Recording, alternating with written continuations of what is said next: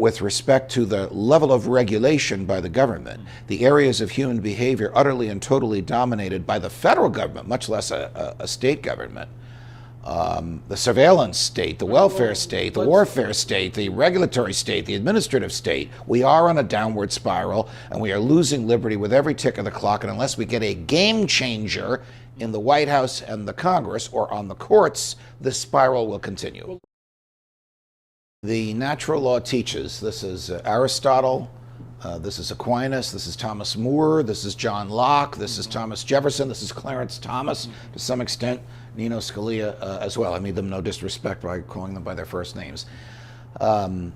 Argument is that our rights come from our humanity, that my right to think as I wish and speak as I think and publish as I speak, to worship or not to worship, self-defense, privacy, my right to be left alone, are integral to my existence. I have them because I'm a human being. They don't come from the government. That's not an academic argument, because if these rights do come from the government, then the government by ordinary legislation or executive command can restrict those rights. If they come from my humanity, then the Fifth Amendment comes in. The government can only interfere with those rights, life, liberty, or property, with due process, meaning show me what I did wrong, prove it to a neutral jury, let me defend myself and challenge you, and give me the right to appeal. If we go back to the Kelo decision, which was, what, 2005? Right. You know, that was horrible, the Kelo decision, which basically the Supreme Court said, yeah, a state jurisdiction or a state political body can take whatever they want from a private property owner, immediately to turn it over to another private property owner, as eminent domain abuse, defined. Jefferson argued, and I believe, that the only moral, valid, lawful exchange of property is one that is truly voluntary. Hamilton wanted at the Constitutional Convention the same powers that the king did, which is the power to take any property, and the king would decide whether or not he owed you anything. They compromised with the Fifth Amendment, which is the government can take what it wants, but it's got to pay you a fair value for it, and the government has to use it for a public use. Jefferson warned that the public use would be whatever the government wanted its friends to have, and that's where we are. And it's because Jefferson's warnings were disregarded that the government can now take anything. Forget about what the Supreme Court said in Citizens United. I mean, the fact is that people are now able to express themselves more freely. Do you buy that, and is that enough? No, I don't buy it. Okay. Two FBI agents walk into a library in Bridgeport, Connecticut, and one of them has a self-written search warrant under his arm. I know this sounds like a joke. Two guys walk into a bar, one has a duck under his arm, but it's true.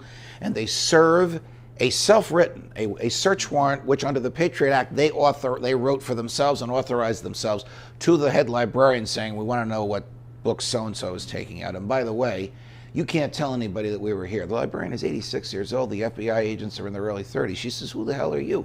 She hands the search warrant to her 75-year-old assistant. Fast forward 2 years later, they're in court because they talked about it. The latest trend in free speech violations is compelled speech. There's a sub rosa trend amongst prosecutors now to prosecute people for failing to report crimes that they have witnessed. And I will tell you, under the law, you have no obligation to report anything that you see except treason. There have only been 7 treason prosecutions in 230 years. The same First Amendment, which prohibits the Congress from infringing free speech, prohibits it from compelling speech. So prosecuting someone for not speaking, and then prosecuting someone for speaking truthfully, I got a search warrant from the FBI, what should I do about it, are egregious violations of the First Amendment. The Jim Crow laws compelled the lunch counter owner to segregate by sex, whether the lunch counter owner wanted to do it or not. The evil was the law. The evil was not the person behind the lunch counter. The Southern legislatures lacked the political will to change that. The Southern courts lacked the political and the intellectual will to change it. It was only a nonviolent refusal to obey an unjust law that changed it. That's what I'm talking about. Right. Bring it to today. We'll go back to our friends in the library in Bridgeport. The end of that story is a happy one, by the way, because on the eve of the trial of the, by then, 87-year-old librarian and her 77-year-old assistant, a federal judge said to the U.S. attorneys, I'm about to declare the Patriot Act unconstitutional. Do you still want to go after these two ladies for discussing this warrant? Suddenly the case disappeared. Lately, another sub rosa trend I'll tell you about. Federal agents serving self-written search warrants on, say, a person who owns a computer store wanting to know who bought a mobile phone or who bought a laptop. They're not complying with it. They're taking it to a lawyer and challenging it. And what are judges doing? Invalidating it. Is that a technical violation of the Patriot Act? Yes, it is. Does it result in a greater freedom? Yes, it does. Is it an example of violating an unjust law without obstructing a governmental function and without causing violence? Yes, it is. The federal government, before we had a personal income tax, most of their money came from tariffs and excise taxes. Are those moral and income tax immoral, or are both moral? Or you're home at night and someone knocks on the door and you answer the door and there's a guy with a gun and the guy says, "Give me your money, I want to give it away in your name."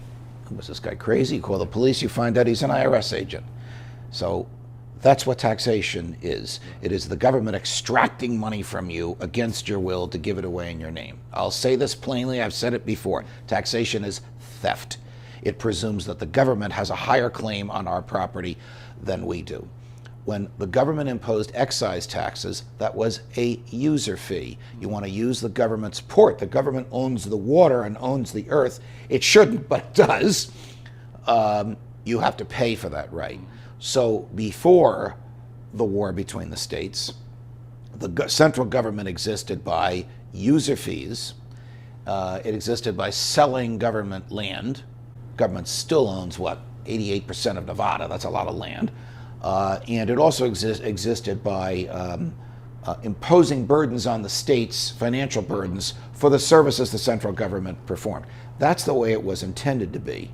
After the 16th and 17th Amendments, the Senate is no longer representative of the states, and the feds can take a portion of your income tax. The feds take whatever they want. If those two amendments alone were to be repealed, the government would go back to the confines of the Constitution almost overnight. When George W. Bush was elected in 2000, but put aside the manner of his election, I wrote about that and I was critical of the court. And the Republicans took over the Congress. Like a lot of libertarians, I rejoiced because I thought after these years of Bill Clinton, we'll finally get small government. Instead, we got a government that was less faithful to the Constitution than any government since Abraham Lincoln's years, because there's just a Republican version of big government. So when I say a game changer in the White House or the Congress or the courts, I'm talking about someone who is utterly, totally, and without exception, faithful to the values of the primacy of the individual. The government must stay within the confines of the Constitution. What if it is dangerous to be right when the government is wrong?